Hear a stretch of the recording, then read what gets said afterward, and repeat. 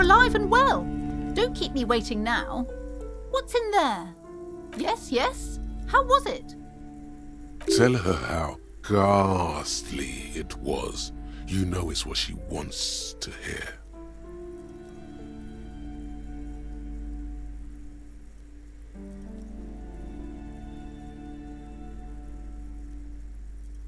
Please do tell. Did anything survive? Have you located the entity?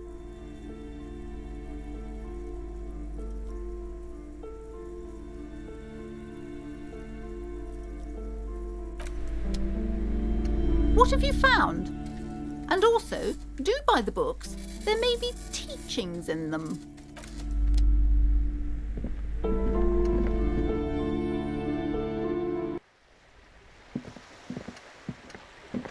Hello, sir. How is the investigation going? Found any curses yet?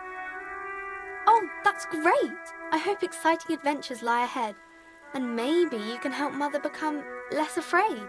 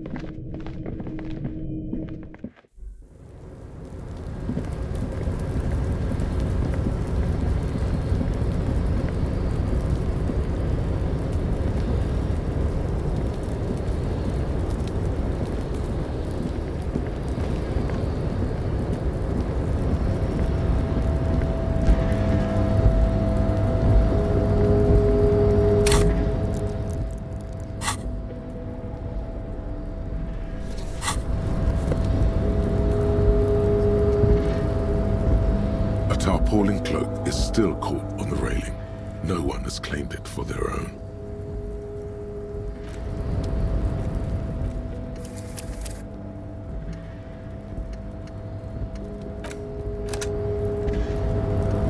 A tarpaulin cloak is still caught on the railing. No one has claimed it for their own.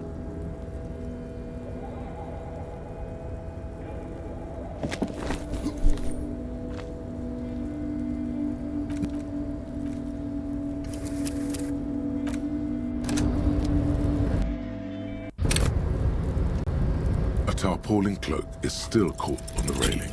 No one has claimed it for their own.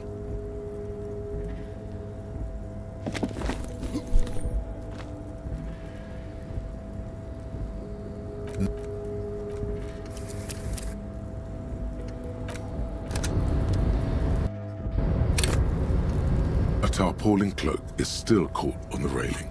No one has claimed it for their own. As you leap in the air, a chilly breeze engulfs you, sharpening your senses. Ankles tingling from the tension, blood roaring in your ears. You are ready for your rendezvous with the concrete pavement below. He's so on the money, Bratan! Just imagine yourself dual-wielding a bottle and a flaming cigarette, whilst airborne! Ankles tingling from the tension, blood roaring in your ears. You are ready for your rendezvous with the concrete pavement below. He's so on the money, Bratan. Just imagine yourself dual-wielding a bottle and a flaming cigarette whilst airborne. As the concrete floor welcomes you, you realize it's been a while since you felt so alive, alert, capable. Must be the adrenaline. I knew you could do it. My climbing down might not have been as disco as your jump, but at least we can explore the harbor now. With your feet firmly planted on the concrete, the noise of the harbor rushes back in.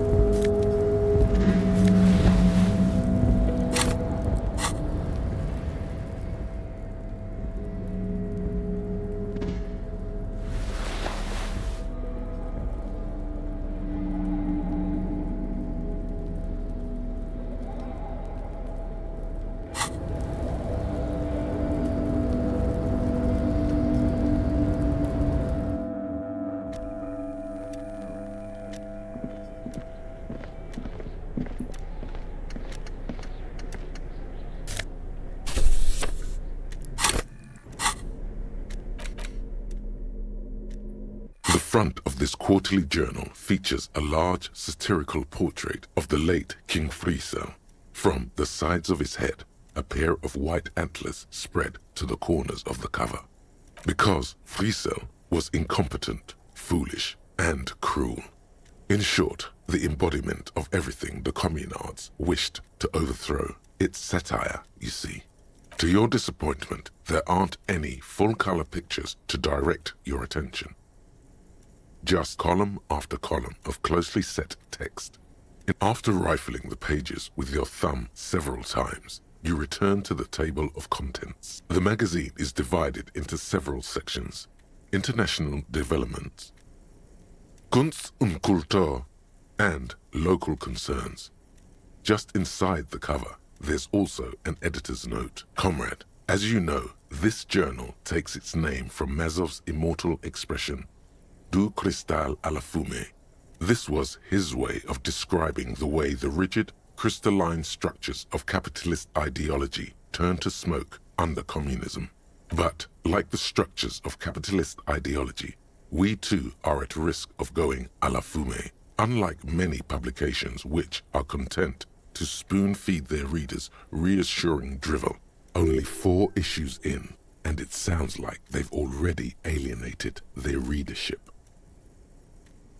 So please, if you value our radical Mazovian perspective on contemporary politics, culture, and international affairs. What do you expect? It was laying around the office of the Debarders Union. They're probably bankrolling the thing. You flip back to the front of the magazine. The table of contents unfolds before you. It takes a moment, but gradually it dawns on you that Kunst und Kultur must mean arts and culture. Why they decided to title this one section in Volda is beyond you.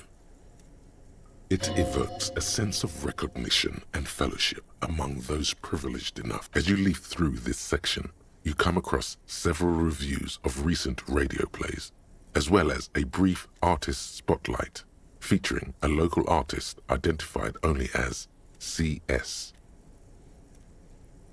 The main feature, though, is a long essay titled Tip Top Tournée.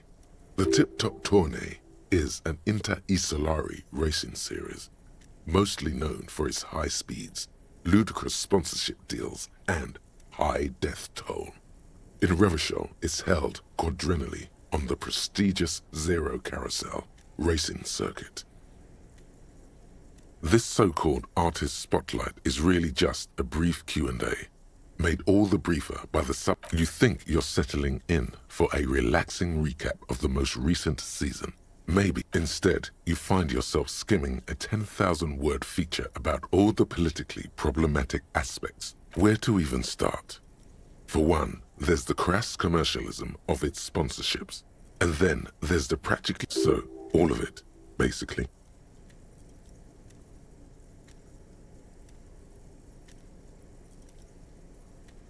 And that precisely is what's problematic about it. Were it not for the promise of random at the end of the day, it's the destruction of these 750,000 real races that you're really watching for.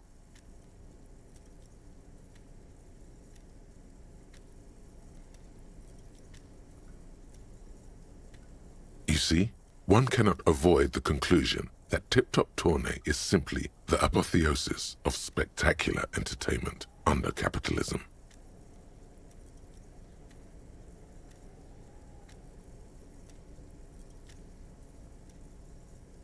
Ah, come on. Can this article read your mind? A certain kind of young man reads 1 or 2 books and suddenly thinks he understands the secret structures of reality. If I had to wager, I'd say they've never even seen the inside of a motor, much less a motor race. I take whatever they write with a large grain of salt. You flip back to the front of the magazine.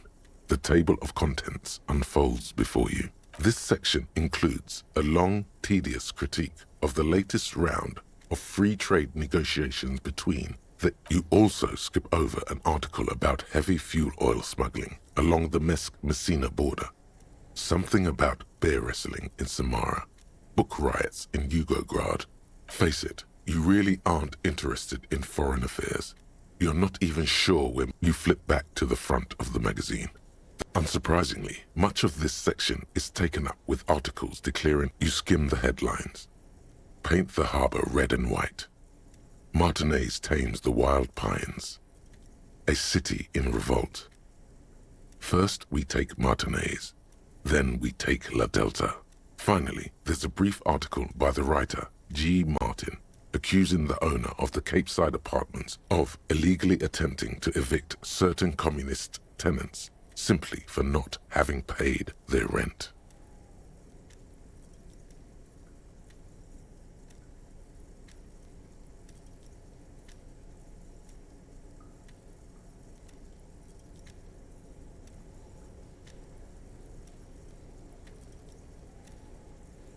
One of the editorials proclaims that the more the forces of reaction attempt to crush the body, the more sounds like their bodies just haven't been crushed enough. You flip back to the front of the magazine.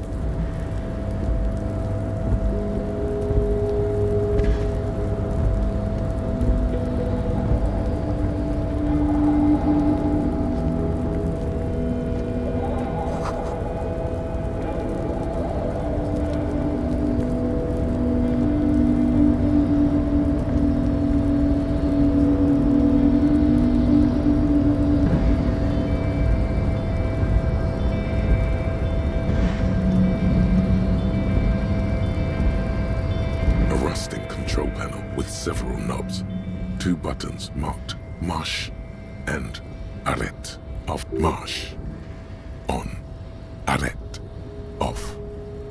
With a loud grind, the crane shifts overhead, moving a massive metal container through the air.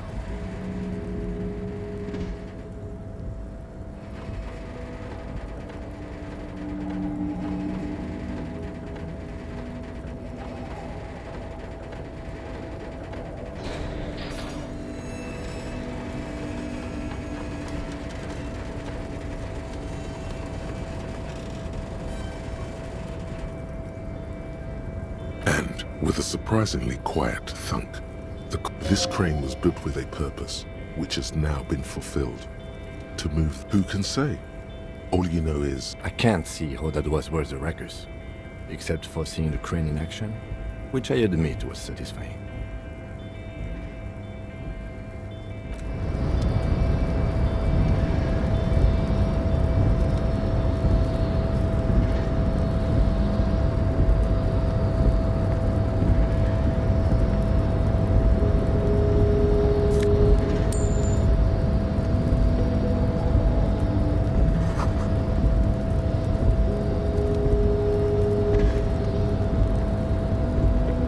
before you stands a cargo container, just one of many in the yard.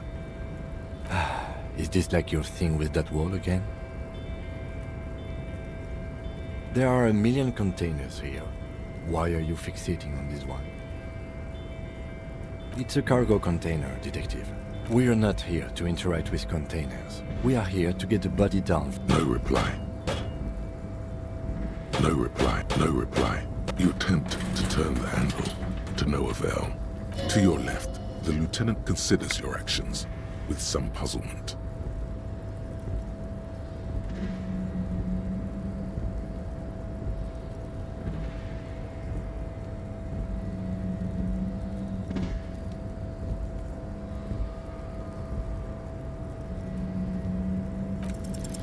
Why are you even trying to open a door with rhetoric? Because what wasn't an option? Now is not the time to get philosophical, detective. You can do that after hours.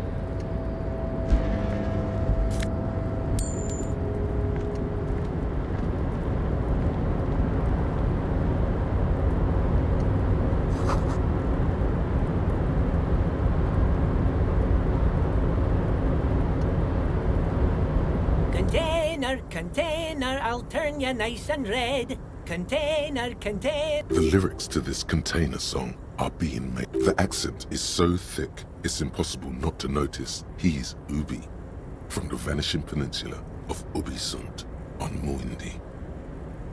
Container, used to be Wild Pines. Container, now belongs to Everard.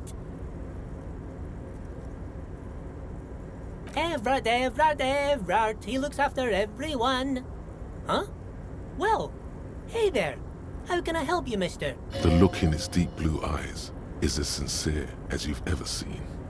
Kind of make... I see you are not a union man, mister. Did you get lost? You're not one of them scabs, are you?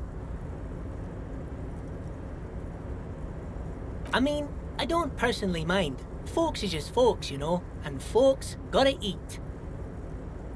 Just some of the other guys don't look too kindly on the scabbing kind, if you know what I mean, mister.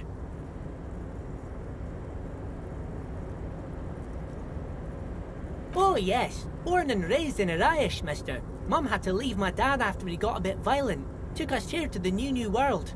I was about 10 then. Too old to lose my accent then. People say us Ubis are up to all sorts of trouble with sheep and other animals and whatnot. I just want you to know there was never any of that where I come from. No. Thank you for clarifying that, sir. Oh, I'm just making some covers for them containers here. Yes I am, yes I am.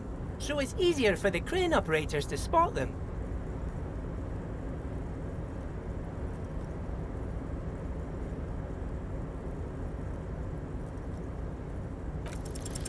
Everything is so pretty and red. You and Leo look like brothers as you glance around with similar childlike wonder.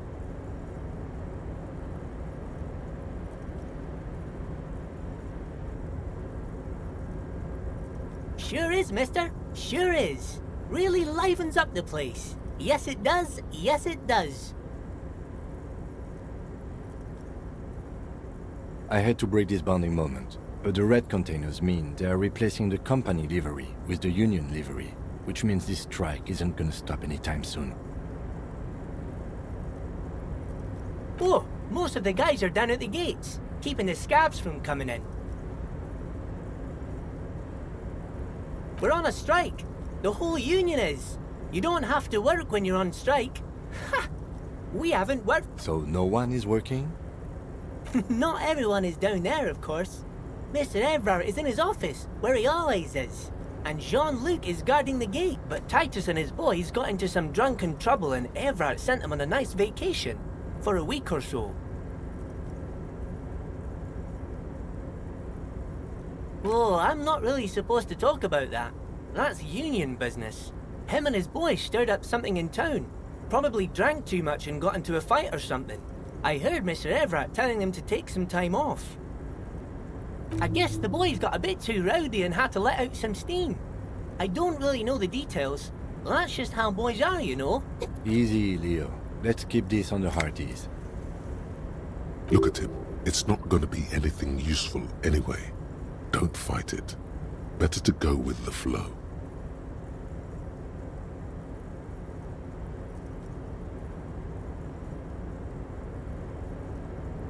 Too late. Leo's mouth is still moving, and the words are spewing forth. Now he's talking about some drunk sawmill owner who... No, he already switched to a prized fishing rod he apparently owned at some point. Yes, yes. Everybody needs a job, and this is mine. I'm Leonard, by the way. Leonard Bellick. But everyone calls me Leo. I'm like Mr. Everett's right-hand man when Mr. Edgar is out of town. And Mr. Edgar's right-hand man when Mr. Everett... Actually, Miss Beaufort is the right-hand man, but she's a lady. Who is this, Miss Beaufort? A real pretty lady with a skin like those Douai Sucre candy bars my missus likes so much. Them are real nice to suckle on once the dinner is done and me and the But I can't listen to the radio all the time. There's so much to do around here and I'm always busy keeping things running here. Yes I am, yes I am. Oh, Lizzie, she is a real sharp tool. Mr. Everett put her through some fancy school and everything, east of the river. 4 years she was gone, and when she came back, she was all fancy and He respects that word. But she's a real nice girl. Grew up in this here neighborhood. Knows everybody and gets along with everyone. Real pillar of the community. For a fraction of a second, there's sadness in his eyes. If me missus and me was to have a child, I'd be real happy if she turned out like her. But she can't have kids. Dr. Lemaitre said so. And she knows about such things. Been a doctor for almost 50 years, she has. Law school? Could she be talking about the union fixer, aka the gardener? Looks like it. I'm not sure what a fixer is, but she is a real nice girl. Telling the gardener you know her name might throw her off. Perhaps something to consider later. Oh, that one. That should be empty as far as I know. Lots of containers here have Told you. Oh, you want Mr. Everett then? He's an awfully nice fellow, he is. Him and his brother are both nice fellows. They've lived their entire lives in this here neighborhood. Guys like Mr. Everett and Mr. Edgar, his brother, are real good guys. Made Martinez what it is today. Mr. Everett and Mr. Edgar and I went to the same school, we did, when we were... Oh, Mr. Everett is where he always is. In his office, of course. Bye-bye now.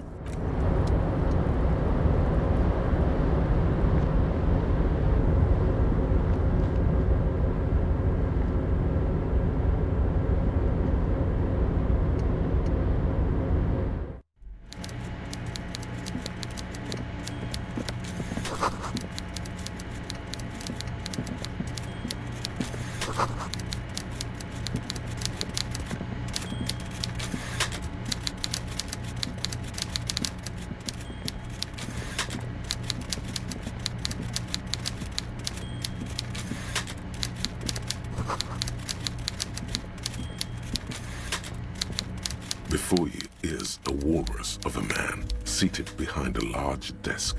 He looks up from his work, not the least bit surprised to see you.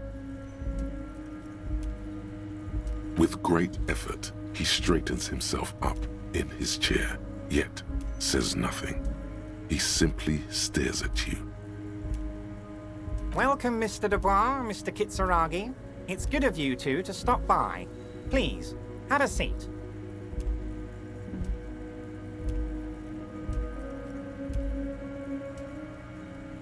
I'm Everard Clare, head of the Debarders Union here in Martinez. I'd offer you my hand, but unfortunately my health prevents me from getting up.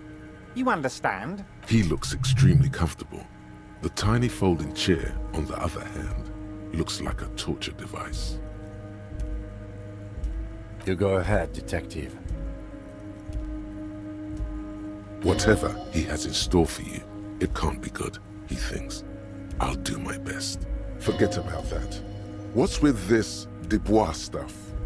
You're getting some seriously bad vibes from that name. Excellent, Mr. Dubois. I can see that you're a reasonable man, and reasonable men can be of great use to one another. So tell me, how can the head of the Debarders Union help a representative of the Revachol Citizens Militia to... The chair you're sitting on has got to be the most uncomfortable chair in the world. It's violating your backside. Oh, by the way, I heard you got a rather rude reception from a certain Lawrence Gart. Some people have no manners, it pains me to say. This should take care of that nonsense.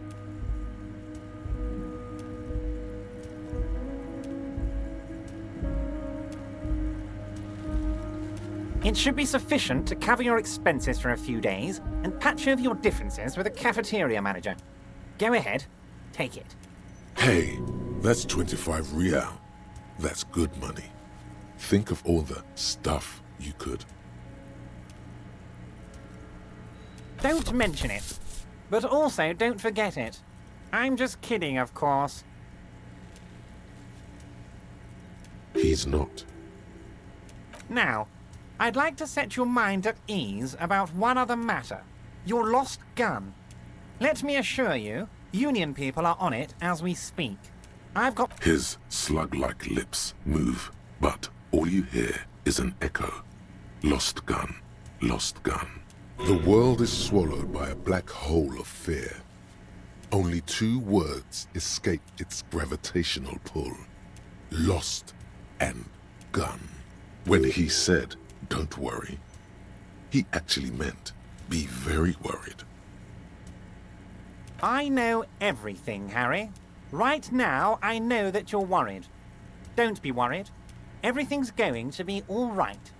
It's not like you left it loaded. You didn't lose a loaded gun. Local children aren't out there playing with it right now, pointing it into their own mouths. It's in a safe place. I just know it. I have a feeling everything's going to be all right. It was loaded. There were 2 bullets in it. You always keep at least 2 barrels loaded.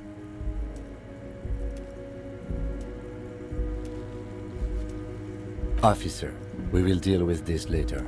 We don't need Mr. Clare's help with this. I wouldn't be so sure about that.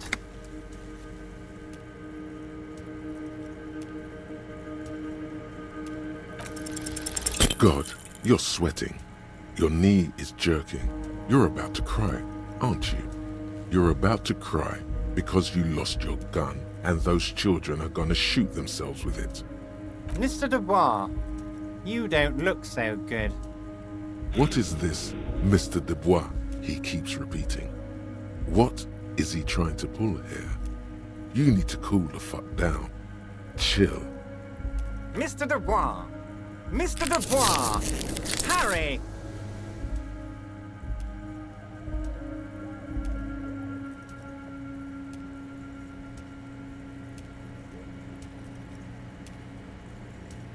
Mr. Dubois, are you okay?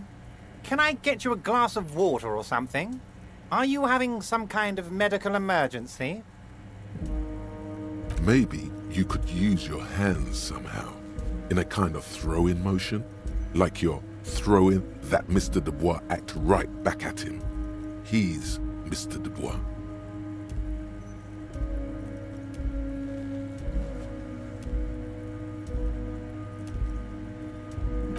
What an odd demonstration of... you got me, Harry. I don't even know what. As entertaining as it was, I'm afraid we're wasting our time. And I'm an extremely busy man, as I'm sure you are too. Okay, enough. We are here to ask you some questions pertaining to a murder investigation. It is about time to stop embarrassing yourself. Questions will help you regain some of your lost dignity. Of course. Let us dispatch with the formalities. You call me Everard, I call you Harry. That's what the hanged corpse called you. Harry. My God, so it's true. I didn't want to believe it, but you are a fantastic science fiction amnesiac cop, aren't you? What are the odds of that? I think the odds of that are very low. It might be a good idea to hide your confusion. I mean, see what his game is first. So good to hear that, Harry. Apparently my sources were wrong. However, if you did have a spot of memory trouble, I could help you out. With my big fat folder. Words flow like a river of honey from his lips. I guess word has already reached him. No matter. Are you trying to tell me you've gotten hold of some of our documents? Mr. Kitsuragi, would you mind? Me and Harry are talking about his lost identity right now. Don't just jump to the folder. That's not smart. Shows you're on the edge. Do some probing first.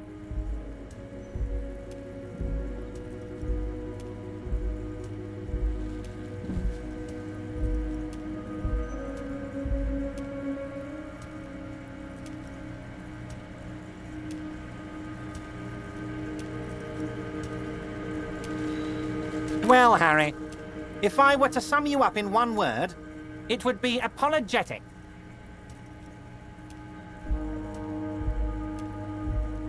Well, you sure come off as very confident in all our interactions, Harry.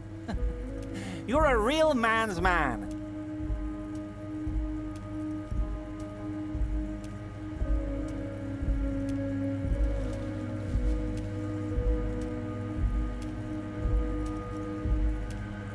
It's Harry.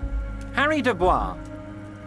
You feel like a Dubois, but you don't feel like a Harry. Strange.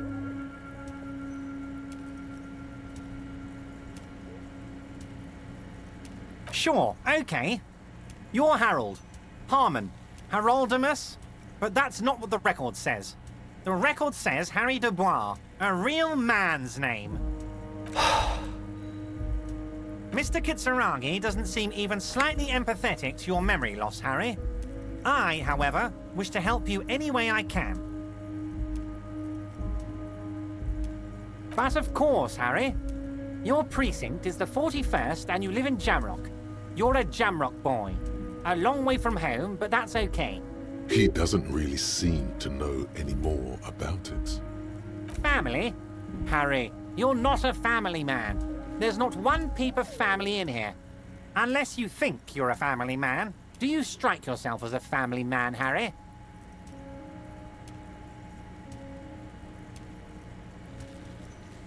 Family, Harry, is the most important thing in the world. Ah, this? My friends in your organization gave it to me, Harry. This translates into, haha, you... I find that very suspicious. May I have a look? I'm afraid this is meant for Union eyes only, Mr. Kitsuragi. I'm sure you understand. Please continue, Harry.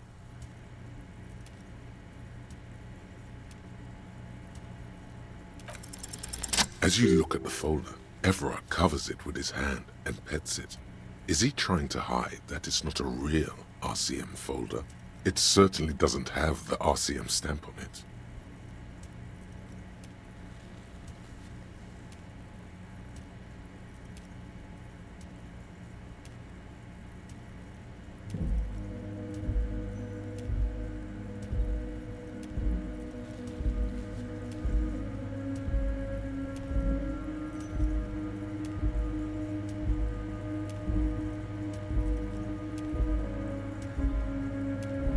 Okay, Harry, you got me. This is from the Census Bureau, not the RCM. Those Census Bureau people are absolutely corrupt. You should do something about them.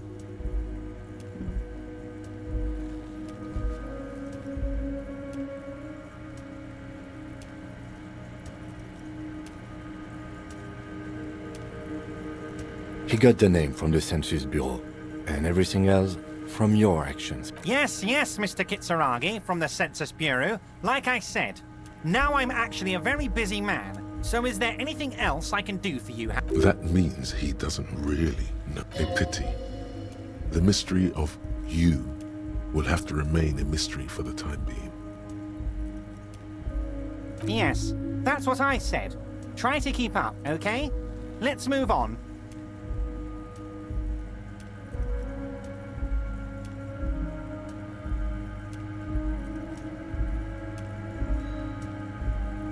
What? Harry, how could you say that to me? You know I appreciate a joke as much as any jolly fat guy, but I can't take slander. Are you actually investigating this?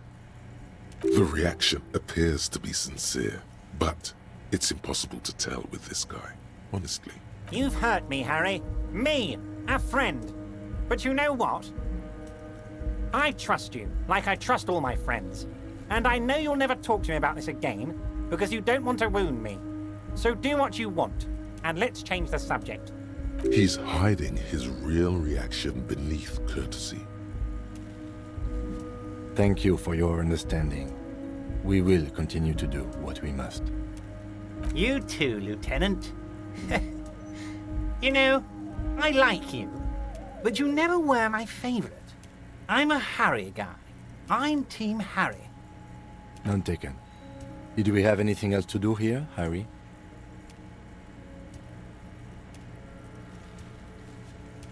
Ah, yes. Your side investigation. Thank you.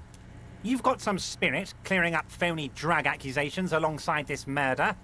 I'll talk to the mayor and see if I can get you the key to the city, Harry. Now... Actually, Rivershell doesn't have a mayor.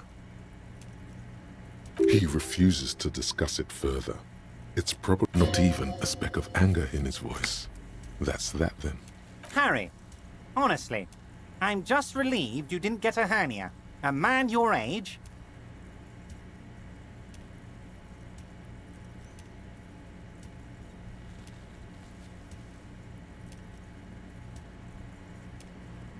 Rubbish, Harry. Rubbish. I mean, look at you. For your age, you are... Anyway, I assure you, I am a very well-informed man. Information reaches me before I even get the chance to request it.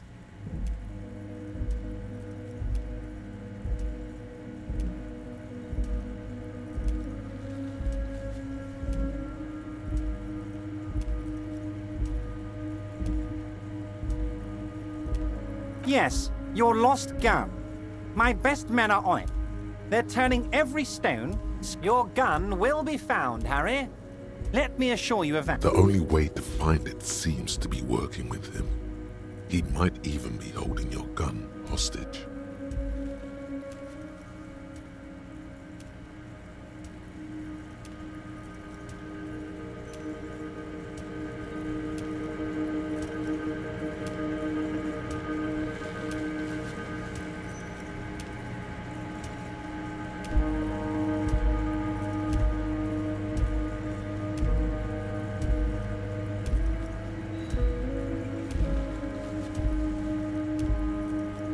Yes, thank you for the hot tip regarding your lost gun, Harry. My men have indeed factored in that you pawned it. Now please, let the professionals do their job. Kick back, Harry, relax. I have great guys on this. You focus on what's important. Building our relationship. It did not come as a surprise to him. He might actually not be bullshitting.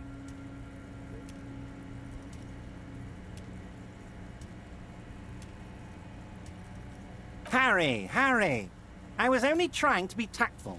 A lost gun is a dangerous thing. Kids could be playing gun roulette with it as we speak. Teenage gangs could be arming themselves. Get a hold of yourself, Harry. I assure you, we are working on locating the missing sidearm as well.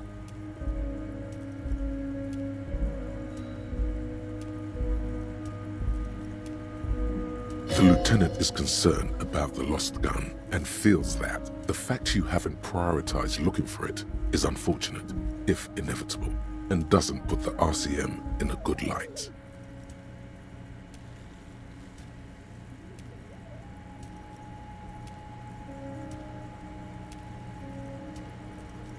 Excellent, Mr. Kitsuragi.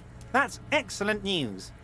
Looks like we have a friendly gun-finding competition on our hands. My dear Harry, there are literally millions of containers in this harbor. I couldn't possibly remember what's in all of them. Harry, you smooth-talking son of a bitch.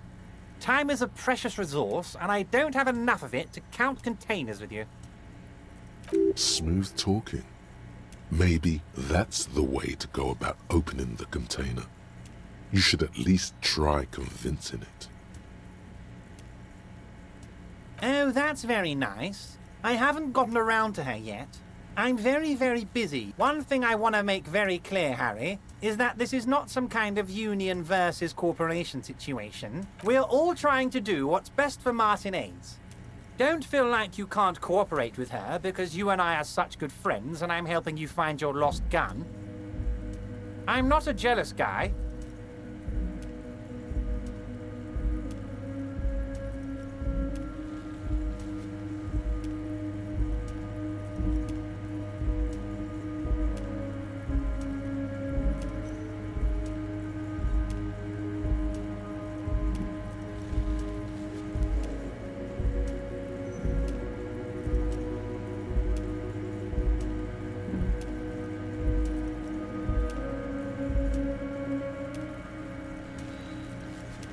If she actually wants to see me, she will find a way.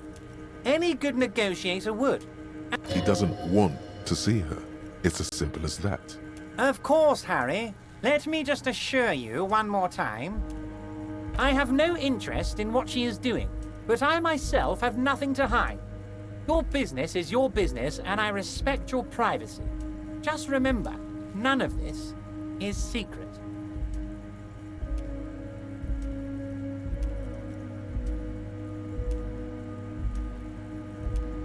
Tell her about all of it. My brother's picture, my singing swordfish clock. Tell her how overweight I am and how I'm helping you find your lost gun. Tell her about everything. Everett doesn't mind.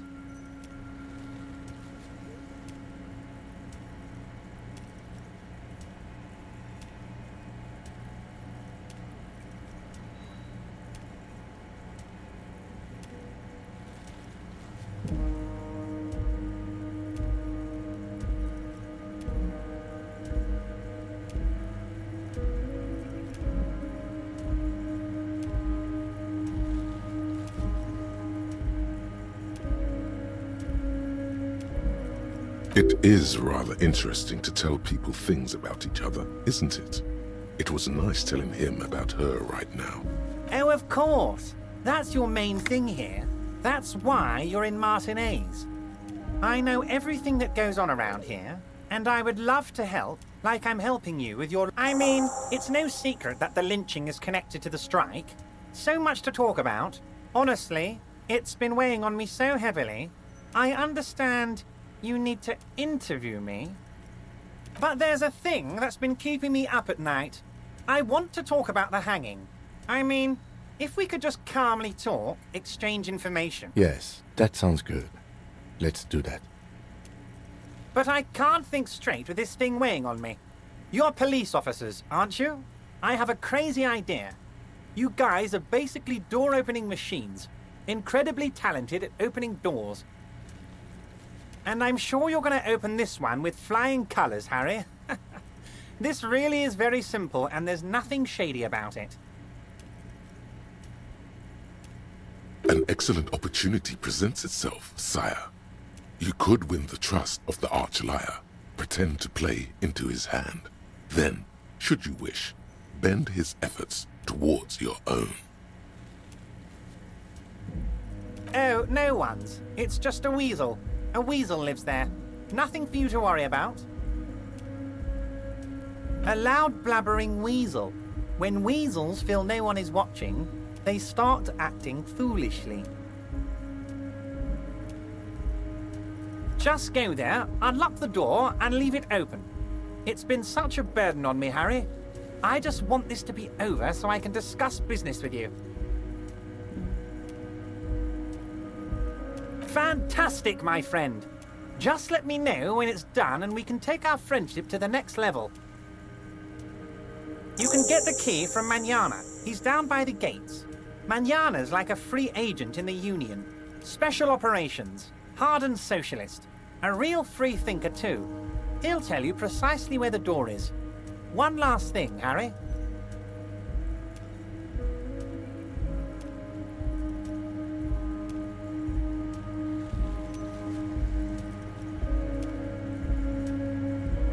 Just open the door. You don't need to go in or anything. I just want that weasel to come home and see the unlocked door. You might have noticed there's one hanging on a tree behind the hostel cafeteria. Oh my! Don't take this question personally, but why would I get involved in this matter? Mr. Clare, the man was hanged with a cargo belt. A steel-reinforced cargo belt. It's safe to assume the Union had something to do with the murder.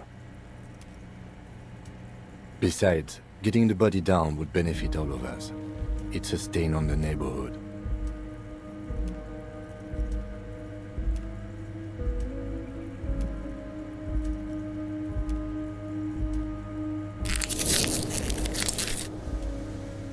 I can certainly see how having him up there might start affecting some real estate values.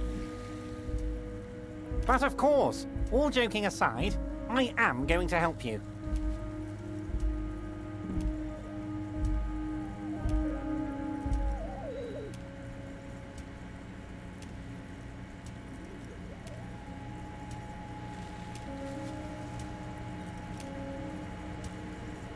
Jean-Luc, my boy, I'm sending 2 police officers down. They have a dead body in a tree problem they need help with. Namely, they need it to be taken down.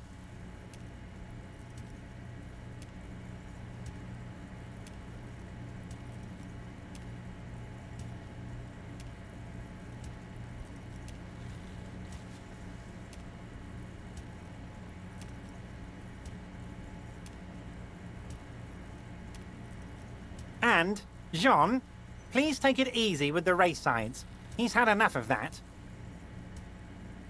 You can find Jean-Luc down at the gates, but you already knew that. Anyway, he's going to help you. Wait. You need this to get in and out through the gate. Here, you're one of us now. A real red and white Union man. Take care, Harry.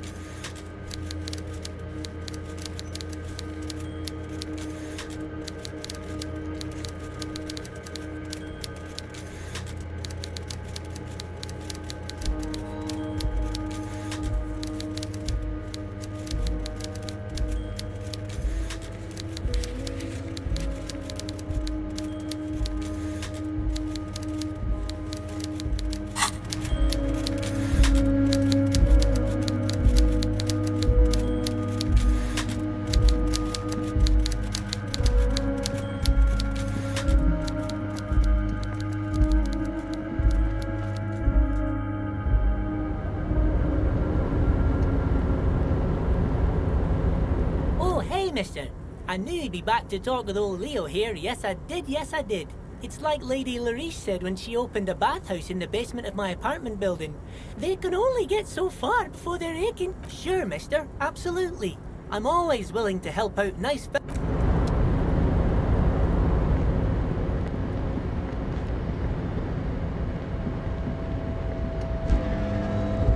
Yes?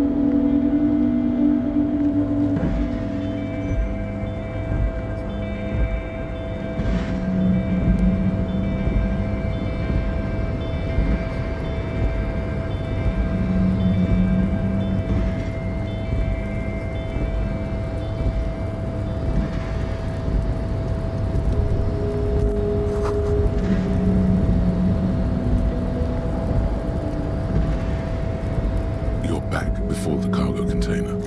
Its draw has not lessened since you were...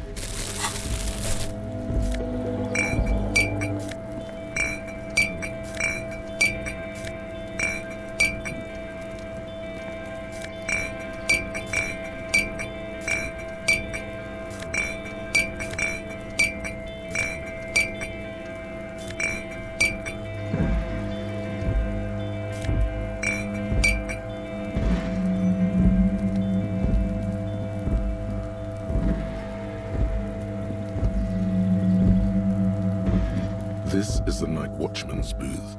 The name on the door reads, René Arnaud. If you must. But please hurry. We are pretty easy to spot up here. Nothing incriminating catches your eye. The cabinets are clean and their sparse contents meticulously organized. It's a black and white photo of a young couple out in a street fair. The man, René, is dressed in a Royal Carabinieri uniform. The girl is young and very pretty. She is smiling playfully at the camera.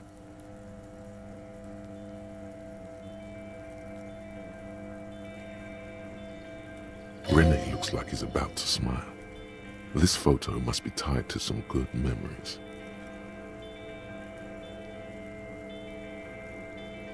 Why did you take that picture of René?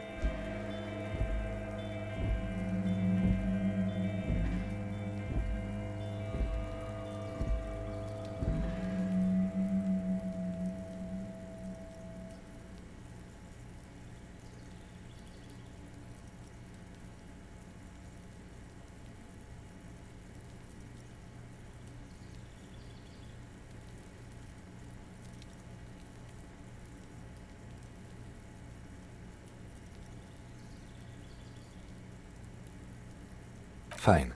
But let's move. I don't want to be seen snooping around. This is the night watchman.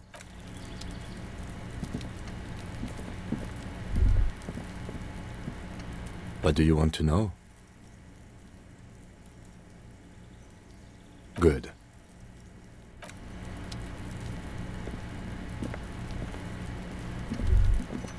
All those empty wine bottles and cigarette butts on the ground. Someone partied really, really hard here. Well, yes, I think we can say with relative confidence that it was you.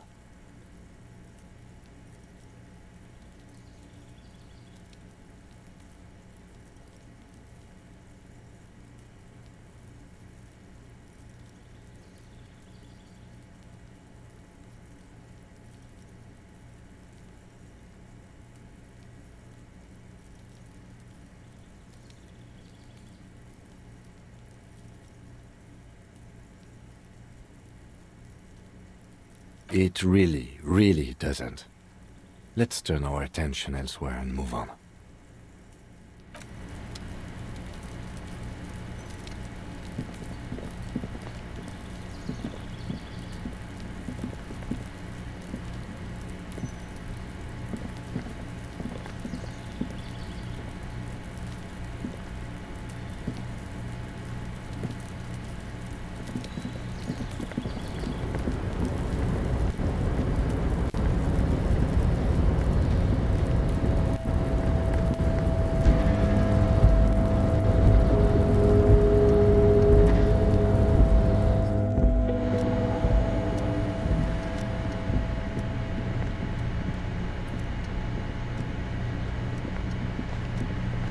On second glance, someone... It's unfortunate for the Union to just... Let's see what's inside, he thinks. The drawer opens smoothly. Inside is a well-organized selection. Hundreds of documents containing logistical data. 2 kinds of transactions stand out, and the same materials being handed over to companies inside Revolution. It's hard to make sense of this thicket of company names, dates, quantities, and whatever's hidden here is hidden well.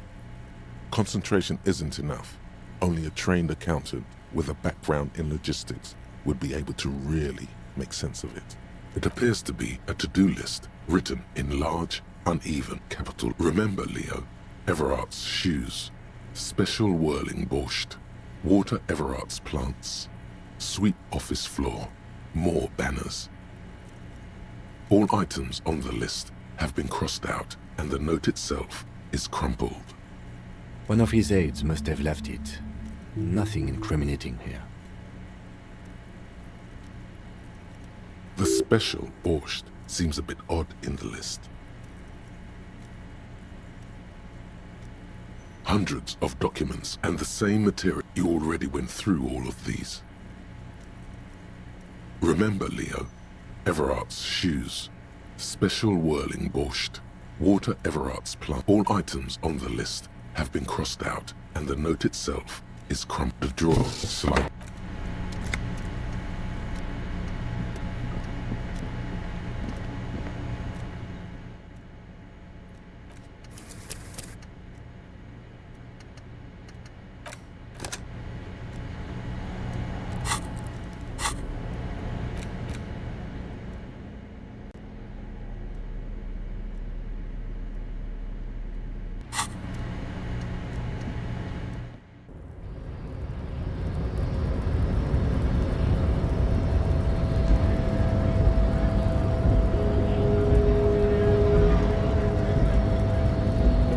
So, how'd you like our harbor? You've been in there, he means. Talked to the boss man too, probably.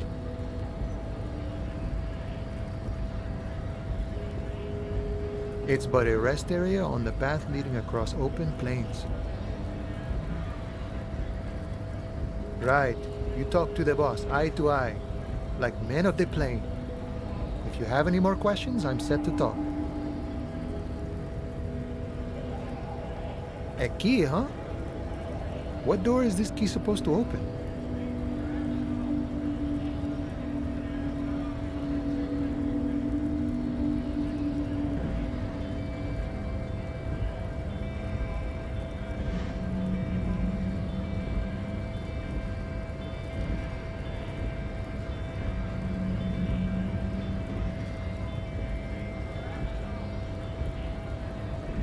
Oh, say no more. I got you. I got that key right here. And let me tell you, it's mighty good of you to help us out during the strike. Working class solidarity, as they say.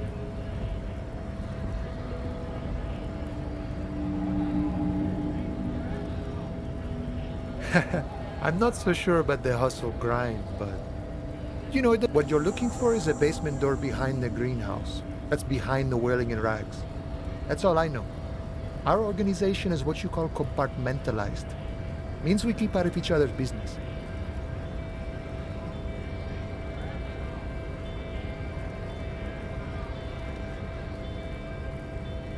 Okay, but where did you get the key from? The janitor gave it to me. Nice fella. We talked about life and things that really true. None of this mess we're in. This jiving and juggling. What's it for? To feed our children, I guess. I'm more of a philosophical dock worker. I like to talk about the big picture stuff. Who I am, who you are, what we are fighting for. He means he's not going to tell you, cause he doesn't know. But he will shoot his mouth off with you now that you're working for Everard. Who he is, and what they're fighting for. This is interesting. Los Ardis? They're an independent militant group. A bit too high-strung, but it comes with the responsibility. They're sort of like you. Preserve the rule of law and all that. Except it's Everard's law. But really, they're just like you. We're negotiating our share. Aye.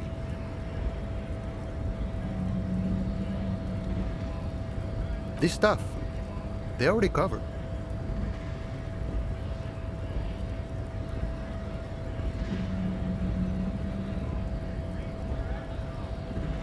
The wolf always wants more. I like wolves. All of it. However, right now we want all the harbor workers to be on the company's board, so they could take part in the decision-making process. This seditious talk sounds like communism. Just so we're on the same page, communism is basically wanting to kill the rich people or deporting them to a labor camp in southeast Grad. But don't say that out loud if you're a communist.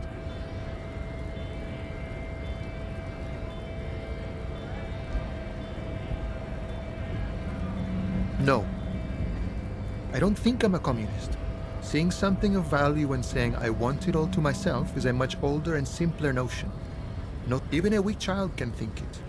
The only things holding someone back are I can't and I shouldn't.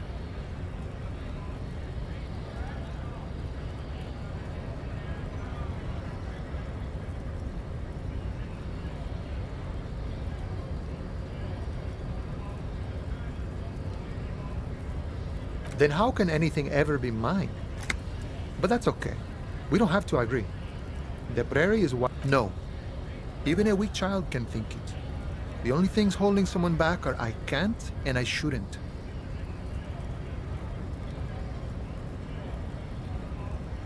And none of the above kind of man. No harm in being that. I think it's best you make up your own mind now that you've met him. In my eyes, he is a capable organizer and a decent businessman. I guess you kind of get to be the village chief. He oversees the harbor, makes deals with the owners or other relevant parties. By that, you mean corruption? By heavens, why would he not be corrupt? We live in a harsh and disordered world, see? The old man is corrupt for our benefit, and we know it. Appreciate it even. He is, personally, not too lavish. He is reasonably lavish, sure. That's his prerogative. It's not like you want a saintly demeanor on a corrupt motherfucker. Besides, there are no non-corrupt systems in the world anyway. And moralism is the most corrupt of them all. This man has political theory, and it has not failed him today. Sure, I've had the necessary free time. Fortunately, there's always time. The look in his brown eyes conjures up an understanding. For him, having command of his time is the most important. It all comes together now. The way he speaks about scabs, his general attitude. He's a follower of a 500-year-old Franco-Nigerian Boyadero code, itself an appropriation, that of a noble peasant or a traveling herdsman. True to yourself, independent in your actions, loyal to your friends.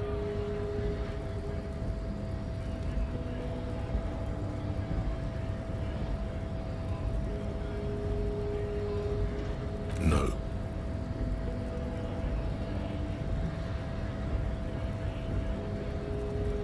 No. The man sits on the railing, his hands reaching far and wide. Yet it feels as if he could. The mercenary, eh?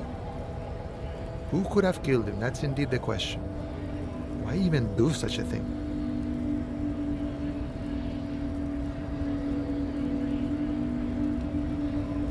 What a thought! Why would noble workers resort to such a thing? Unless they were pushed, of course. Your dead guy was an enemy combatant. He was an agent of the opposition, attempting to undermine our honorable efforts. I ain't the murdering type, but that's just me. Large organizations like our union have all sorts of men, with all sorts of skills. He's not lying about not doing it. Understood. This has been of limited use. Still, thank you. No problem. I wish the best to you in your search.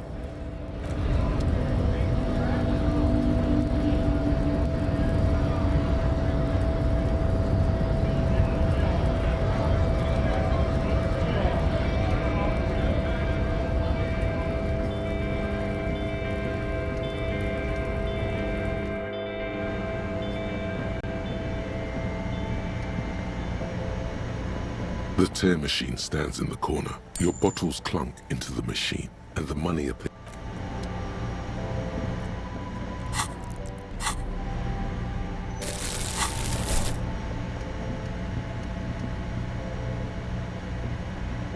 A small cabinet on the wall is filled with various medicines. Okay, here.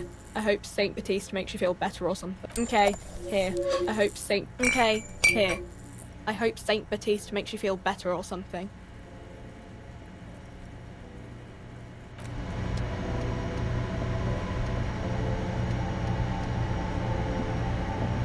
A colourful display of cigarettes and alcohol bottles. Again, I'm obliged to inform you that both alcohol and cigarettes damage your health.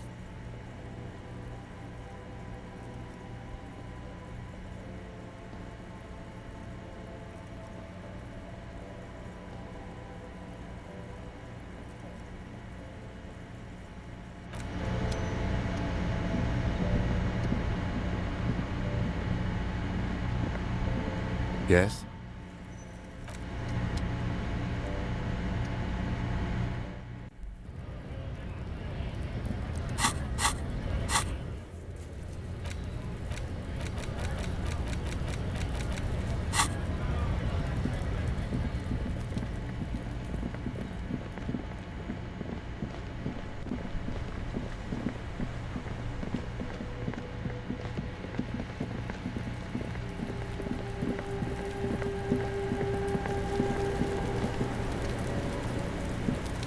Fuck does Kuno care?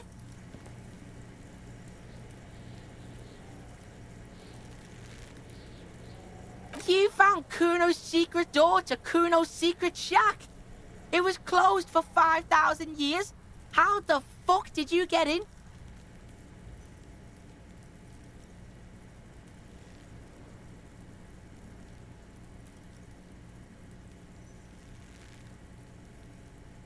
Pig, that's the past.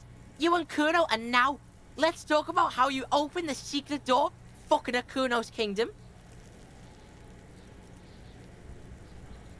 And then what? You fucking there? You fucking He's trying to fuck at you again, Kuno! Oh, that? Kuno decapitates pigs. That's just a Kuno demo tape. Yeah, Kuno plays on snuff radio, fucks pigs, live, fucks their heads off. Kuno's a cop killer. Oh, that? Kuno decapitates pigs. Yeah, Kuno plays on snuff radio, fucks pigs live, fucks their heads off. That's where Kuno gets his daily hit of electric. Kuno Shazam. Kuno rides the fucking... Bet you'd like to ride the lightning too, wouldn't you? You feel tired and old, but you could have that sparkle in your eyes. It's a vitamin pig. Don't you know anything? Yeah, it's the mag. You fucking need that shit to stay on top of your game. Kuno goes through like a tube a day, rips mag like a motherfucker, and you could use a battle. Oh, don't teach him, Kuno! He's gonna use it against you, Kuno! You're not getting this, pig. It completely takes away the hangover. It's like you didn't do anything. Like you stayed home playing with your choo-choo. Fuck you, pig! Don't do mag! You're gonna OD and you're gonna fucking die! Oh, that? Kuno decapitates pigs. That's just a Kuno demo tape. What? What is this shit? Fucking on yourself. This is weird level shit. Kuno... Fuck your shit back to normal! What is this?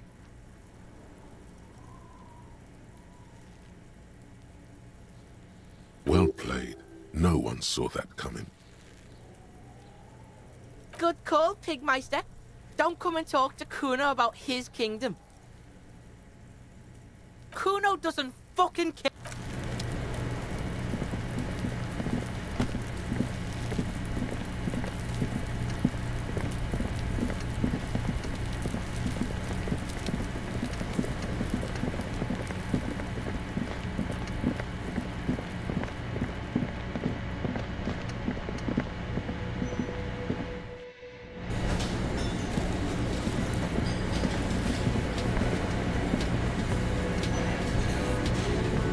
I've got nothing to say to you. Why are you wasting your time? I am not. You could be Liz. You could be anything. You could even be a model. Even a mod? Glenn, I went to law school. I am an attorney. He's right. With a face like that, she could be on the cover of Le Debutante International.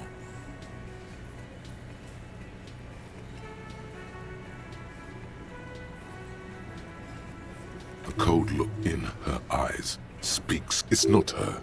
She's not a hardy girl.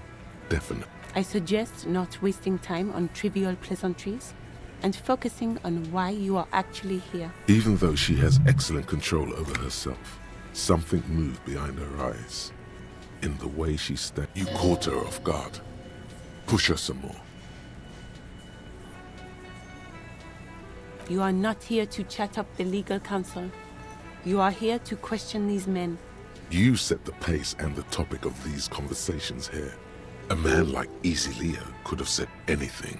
Do not be restrained, sire.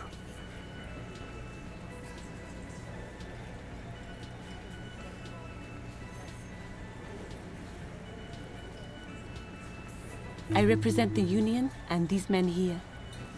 A very minor victory.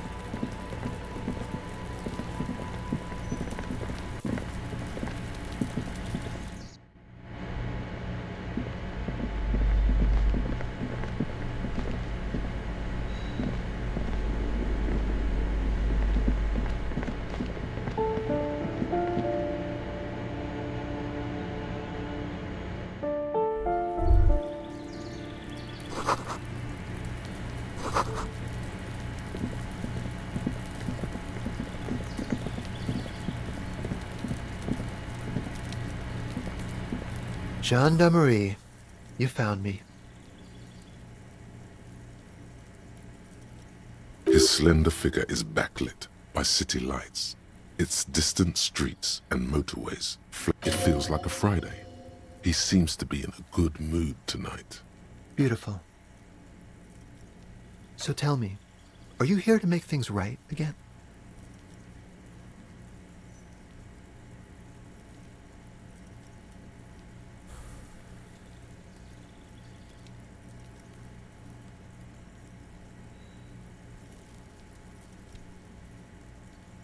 Beautiful. I have some good news for you. My Sunday friend is visiting me tonight. I told him about you and he'd like to say hello. Step in. He's already waiting.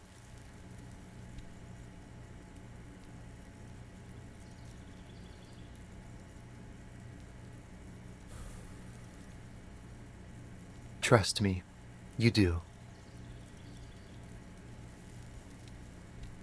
Mm-hmm. That's why I chose this place. Martinez is special, isn't it? Wait. Suddenly you are digging things? That's nice, but I don't have anything to tell you. It's my friend you're looking for, not me. He takes another drag of his unfiltered cigarette and looks around. Besides, I've got to run. He's going to leave you alone again. That's sad. To the city. It's a beautiful night.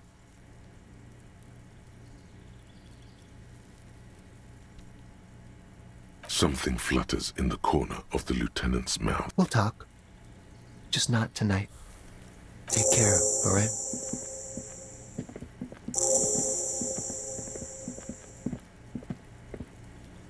And he's gone again. Looks like it's becoming a theme for him.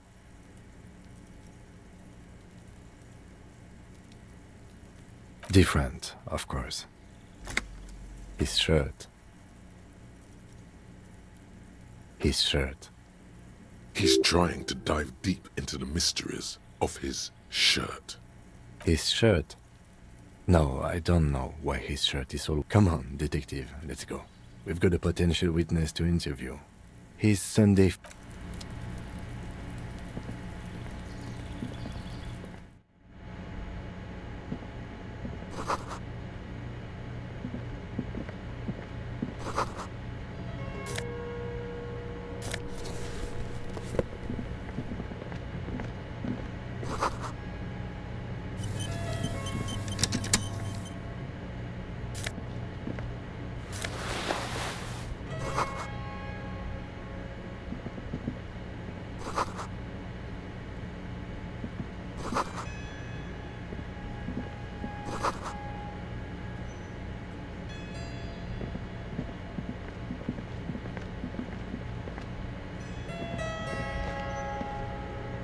Officers of the Revachol Citizens Militia.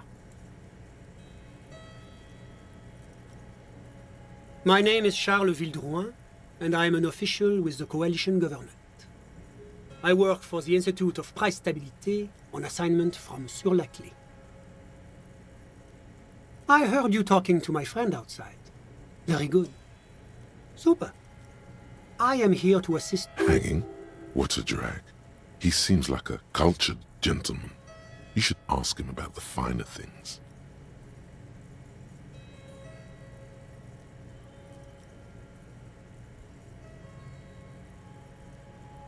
Oh, we got it from an atelier in the East Delta Commerce Center.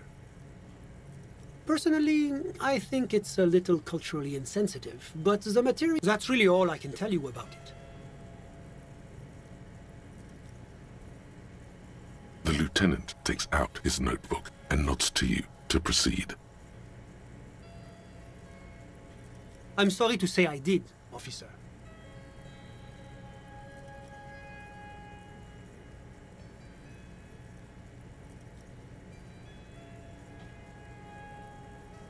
Easy, detective. No need to jump to conclusions.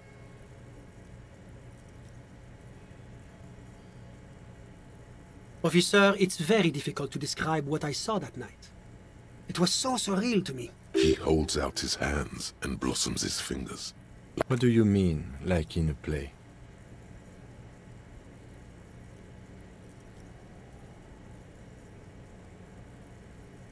It was just so strange. I could barely comprehend what was happening. I was on the balcony when it happened, getting some fresh air. I remember that first they came in, carrying what looked like a body. And then I saw all the surround. That's when I understood. I should not be seeing this. Sounds like the victim was unconscious, or at least incapacitated. Interesting. I couldn't tell you exactly. Less than 10. Maybe 8? The lieutenant sends you a sharp look at the mention of that number. That's a giant you're describing. No, they were all quite human. I went back inside. Were you able to see anything from... Officer, the yard was pitch black. There was nothing to see, but I could still hear their voices. They were threatening to kill that poor man. All men, I presume. But again, I couldn't see very clearly. But we are fairly certain the lady driver was present. It's possible, officer, but I cannot say with certainty.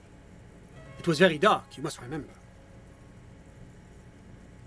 Well, that's the strangest part, officer. Nothing happened. Eventually, their shouts died down, and that was all. There were no gunshots, no celebratory shouts, no anything.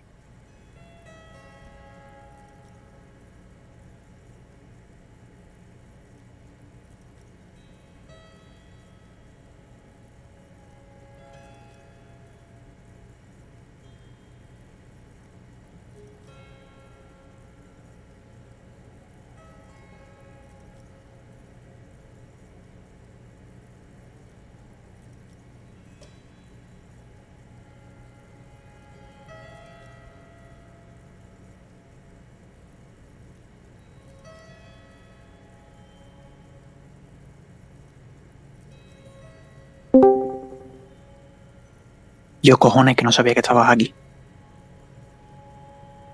Que no sabía que estabas en Discords. ¿Qué? Que yo te lo... Que vamos, yo te llamé y todo, ¿sabes? Sí, ya. Pero estaba hablando con Belén. Para variar. Espérate, que voy a terminar de hablar con un nota y le damos a... Venga, ¿tú a qué hora te vas a acostar? Yo ya mismo. Yo ya mismo me estaba quedando dormido, tío. Pues entonces si quieres hablar con el chaval y ya... No, espérate, voy a terminar un diálogo y lo termino. Venga. I'm afraid I don't have anything else. ¿No te puedo hablar o no? Sí. Vale. All I can say is that it was... Y las mujeres son una puta ruina, tío, te lo juro. Las mujeres son una ruina más mala que la guerra, tío. ¿Qué ha Que la pasado? pobreza, que la sequía, que el cáncer, que todo. La ruina más mala posible del mundo. Y yo estoy en Sevilla, ¿vale? Esto hace 3 días. Evidentemente estoy en Sevilla. Pues bueno, yo con Instagram puesto porque así como he hablado con vosotros, lo veía, tal, no sé qué, en fin. Pues resulta que en el momento en el que estoy viendo las historias de todo el mundo, o sea, de los de mi clase, de una cuenta de Dragon Ball que sigo y demás, cuando termino de ver una historia pasa del tirón a la siguiente y la siguiente historia es una de Belén. Entonces ni veo de lo que es la historia que ha subido, que la quito del tirón, o sea, no pasa ni medio segundo de que veo la de esto. Y sigo o sea, sigo a una chavala que estaba en el Coloma conmigo, que es la kiwi esta. ¿Te acuerdas, no? Sí. La sigo porque organicé mi cuarto hace poco, vi la orla del Coloma que me hice del bachillerato y ella estaba en el Coloma, estaba en un grado, pues estaba en un grado de... Esto es adulto, ¿no? Sí, pero ella estaba, o sea, no estaba en bachillerato, estaba como en un grado de... Coño, de ciencias de la salud aplicada, yo que sé, es un muerto. Ay. Que nada más que vino 3 días, pero bueno, estaba. Entonces, pues, la vi, me acordé y digo, hostia, pues la voy a seguir a ver qué es de su vida. Total, vi que, nada, simplemente pues mandé el vídeo este de que estaba como en una farmacia, que está estudiando como medicina, algo raro, yo digo, coño. ¿Qué? Bueno, pues total. Pues ese mismo día, prácticamente, me manda Belén una foto, o sea, me escribe Belén y me dice, oye, ¿que has visto mi historia? Y le digo, sí. Me manda una foto y me dice, ¿y qué has seguido a esta? Y le digo, sí. Y me dice, ¿por qué? Le explico esto mismo que te acabo de decir a ti, que veo la orla, que me acuerdo de que estaba en el Coloma, la sigo, no sé qué. Y me dice, es que me ha parecido raro. Y le digo, ¿por qué? Pareció rarillo, pesadilla, tío. ¿Y a ti no te pareció raro cuando ella seguía teniendo el contacto del exnovio en archivado en el WhatsApp? Eso no es extraño, ¿no? Y le digo, ¿por qué? ¿Te cae mal o algo? Te lo pregunto así como por curiosidad, ¿sabes? No por nada. Y me dice, pues la verdad es que sí. Y le digo, hostia, pues no me acordaba. ¿Quieres que la deje de seguir? Y me dice, vale. Y le digo, pues ya está. Y la dejo de seguir. Ya está, sin más. Me dice, gracias. Ok, me pregunta que por qué he hecho eso, no sé qué, se lo explico, me dice, bueno, pues me quedé un poco de loco, porque no me habías dicho que tenías Instagram, no sé qué, le digo, bueno, porque me lo bajo el mismo día, para ver que lo había escrito, no sé qué, tal. Bueno, pues, eso pasa hace 3 días, y hoy, a las 8, o a las 9, o a las 10, o a las 11, cuando llega a su casa, creo que era a las 11, cuando llega a su casa, me llama y me dice que ha vuelto a pensar en eso. Y le digo, a ver, ¿y qué quieres que te cuente nuevo? Y me dice, otra vez mismo, me pregunto otra vez mismo, me dice, pero tú, ¿por qué sigues a esta? ¿Qué interés tienes tú en su vida sabiendo que subes fotos enseñando medio culo, que si no sé qué? Y digo, a ver, yo sinceramente, y esto es una cosa verdad, yo digo, mira, a mí sinceramente no me ha dado tiempo de ver ninguna historia suya. Porque la seguí el mismo día y el mismo día que me dijiste que la dejara de seguir lo hice. O sea que no había absolutamente nada. Y yo interés no tengo en nada en esta persona, simplemente me acordé que estaba en el Coloma, yo a esta persona la conozco, no me cae ni bien ni mal, es simplemente una persona que conozco y ya está, y la sigo. Me dice, llama por eso la sigue, porque la conoce, le digo, sí. Dice, ¿por qué cosa más rara? Le digo, ¿por qué? Dice, bueno, porque no lo entiendo, porque normalmente esas cosas se suelen hacer con alguna intención, tal, no sé qué, y yo no sé eso en qué lugar me deja a mí, parece ser que no tenéis empatía conmigo, no sé qué, películas que se monta siempre, cada día. Bueno, pues imagínate cómo ha sido todo lo que le he tenido que contar, que hemos empezado la llamada a las 11 y ahora la hemos terminado. O sea, han sido 2 horas de repetir y repetir lo mismo. O sea, repetir lo mismo 350 millones de veces, cosas de que me dice una cosa y luego se contradice ella sola, porque por ejemplo, me dice, no, si yo sé que esto lo hablamos el día anterior, hace ya algunos días, y yo me quedé bien. Yo me quedé tranquila, yo me acosté tranquila, no sé qué, tal. Pero hoy me ha vuelto otra vez ese pensamiento. Y le digo, ¿pero por qué? ¿Voluntariamente te ha venido solo ese pensamiento? Y me dice, no lo sé. La verdad es que no entiendo por qué me ha venido, porque no he tenido ni tiempo de pararme a pensarlo, porque ha tenido un día que se ha ido para arriba, para abajo, ha quedado en su casa, no sé qué, ha ido al área sur, tal. Y le digo, coño, pero si no has tenido tiempo para pensar, ¿por qué coño piensas en esto? Y me dice, bueno, sí, porque lo que quiere es como reafirmar que eso es así. Porque yo, bueno, porque a ver si no me enteré bien, porque antes de comerme la cabeza yo sola para eso te llamo y te pido que me lo expliques, no sé qué, y le digo, pero si te voy a decir otra vez lo mismo. ¿Qué necesidad tienes de reafirmarlo cuando sabes que mi respuesta va a ser literalmente la misma? Y luego ya casi al final, después de decirle que te está confundiendo tú sola, que te está contradiciendo, que si a mí no me cuenta lo paranoia, que si no es que, me ha dicho, no hombre, no, pero es que yo estoy acostumbrado a desconfiar de todo el mundo. Y le digo, claro, de todo el mundo, pero eso me incluye a mí también, porque ella me dice que yo siempre la estoy criticando, que cuando hablo serio parece que estoy siempre enfadado con ella, que si es muy mala novia, que si parece que siempre como le estoy enseñando lecciones morales, que si hago las cosas para hacerle daño, que si no aguanto, Yo siempre haciéndose la víctima, tío. y me dice, no, yo desconfío en todo el mundo, pero yo muy dentro de mi mente, muy dentro de mi alma, ¿sabes? Yo sé que yo te excluyo a ti. Y le digo, hombre, claro, tú dentro de tu mente, dentro de tu corazón, tú puedes pensar lo que tú quieras, pero cuando tú haces otra cosa, lo que tú me digas, a mí no me sirve. Y entonces le digo, es como si yo digo, yo estoy en contra del maltrato animal y le pego una pata a un perro, ¿sabes? Entonces me dicen, yo, pero tú eres tonto, le pego una pata a un perro. Y yo digo, no, pero si yo estoy en contra de la violencia animal, ¿sabes? Entonces pues tú dices, yo, aquí no se está entendiendo una puta mierda. Entonces pues yo le digo, claro, lo importante es lo que tú hagas, no lo que tú me digas a mí. Si tú me dices una cosa y luego haces otra, pues entonces tú entiendes que yo a mí no me cuadre. ¿Sabes?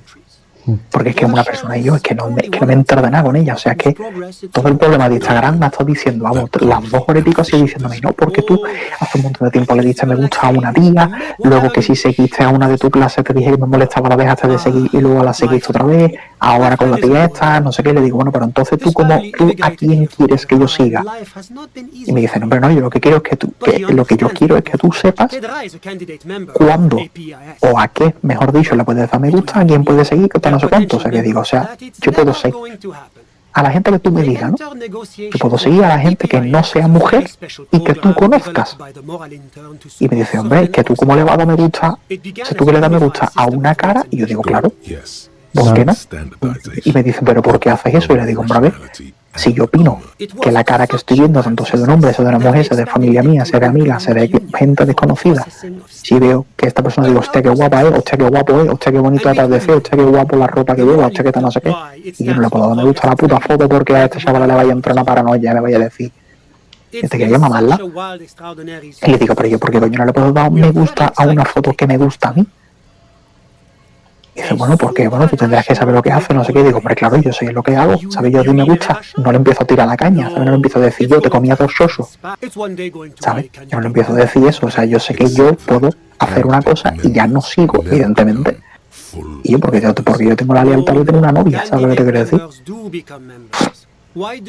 Y luego también, ¿qué más? Que yo qué sé, han sido tantas cosas que se me olvida.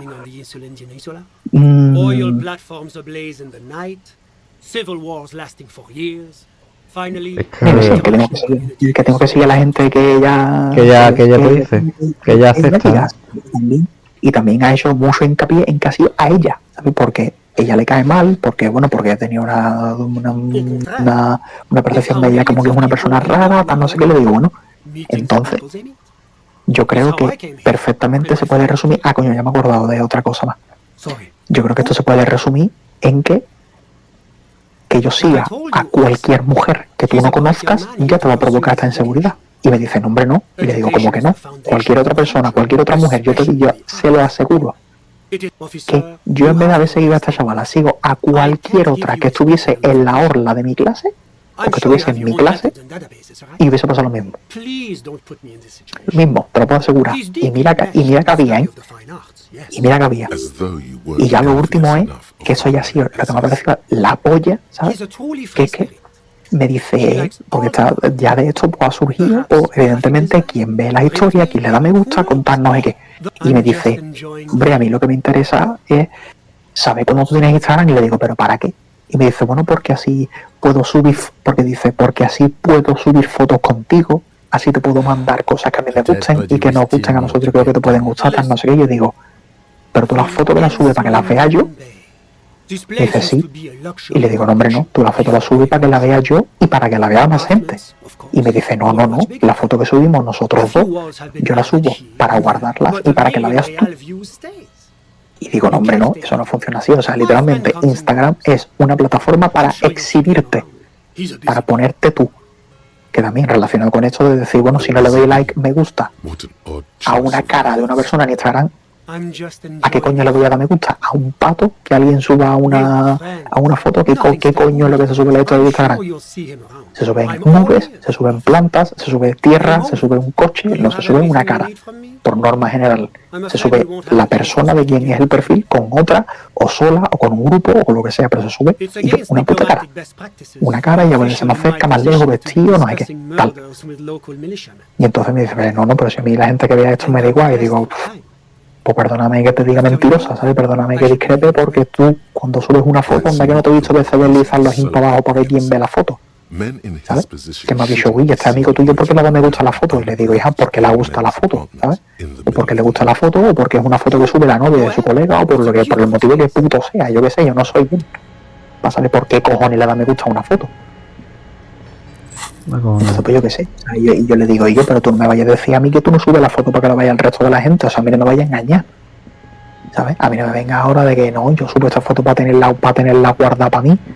Lo que pasa es que me dice, yo subo la foto para guardarla, para tenerla, porque no tengo espacio en el móvil. Y le digo, hombre, normal, si tienes todo el puto teléfono lleno de rafagazos de 150 fotos que me haces a una misma postura, a mí, pues chocho, borra fotos de mi puta cara, ¿sabes? Y guárdate fotos que te interesa tenerlas. Vale. No te guardes 700 fotos que son iguales, porque ella hace fotos, no hace una o dos, hace 150 en una ráfaga y se queda con 3. La puta el madre. resto no la borra. Entonces, pues normal, pues tiene que tener gigas y gigas y gigas ocupados del teléfono con fotos.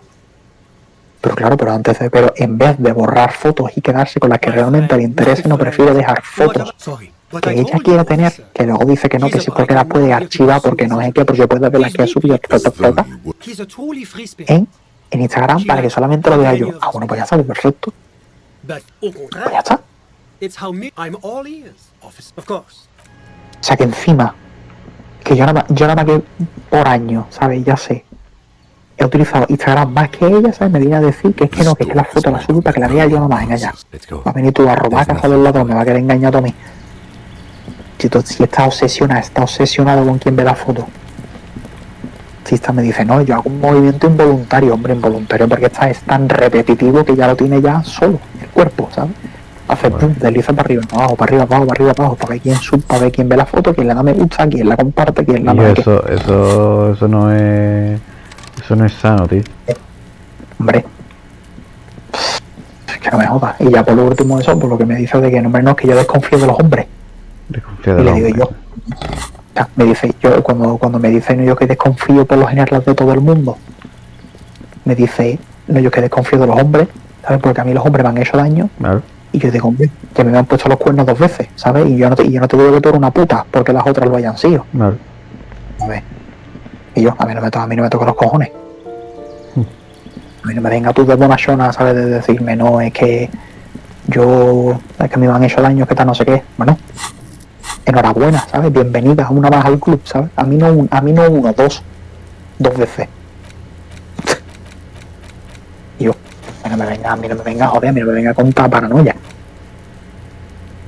Yo no opino que las mujeres sean todas una guarra, ¿sabes? Porque me ha salido hoy 3 vídeos seguidos en TikTok de tías gilipollas diciendo cuando te lías, cuando tienes a tu cuando te lías con tu lío enfrente de tu novio y empieza a llorar, cuando subo una publicación con mi novio pero la ve el que me gusta a mí, no sé qué. Todas las mujeres tenemos otro que nos interesa que no es nuestro novio. Y yo, hermano, eso es lo que le sale a ella. No, eso me sale a mí. Ah, eso. Y se lo mandé yo a ella, ¿sabes? Hace un par de días y le digo, putas todas. Y me dice, no, yo que no soy así, que tal, no sé qué. Y yo le digo, sí, ya lo sé, cojones, sí, ya lo sé. Sí, ya lo sé. ¿Pero por qué trata siempre de parecer la buena, tío? Pues yo qué coño sí, yo qué coño sé. Si esta chavala es mortal. Y ella acababa, yo le he dicho, mira, yo no tengo más ganas de hablar de nada. Se lo he dicho así tal cual. Se lo he dicho, mira, yo no tengo más nada que hablar. Yo lo siento mucho, yo me quiero acostar, yo no tengo nada más que hablar. No, pero es que no quiero que nos vayamos a acostar enfadados, no sé qué. Yo le digo, mira, yo no estoy enfadado, yo estoy cansado. Ahí está. Tú ¿tú estás enfadada? Me dice, no. Y digo, pues entonces no te enfades. No me digas que te quieres acostar enfadada cuando tú no estás enfadada, ni yo tampoco.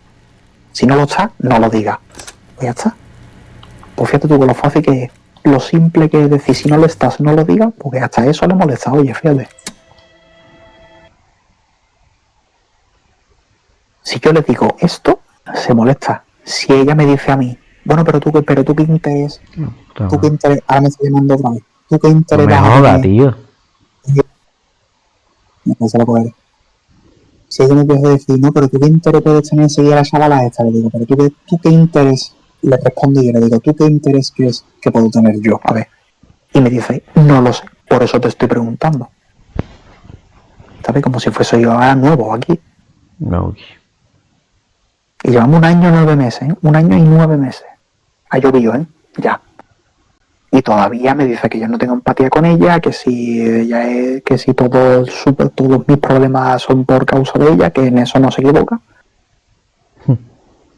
Pero que si es muy mala novia, que si no sé qué, que si yo no tengo empatía con ella, que si no le doy su sitio, que si no sé qué, no sé cuánto. Y le digo, hombre, a ver, yo creo que objetivamente tú me puedes comparar con cualquier pareja que tenga cualquier amiga tuya y le doy 300 millas de vuelta a cualquiera.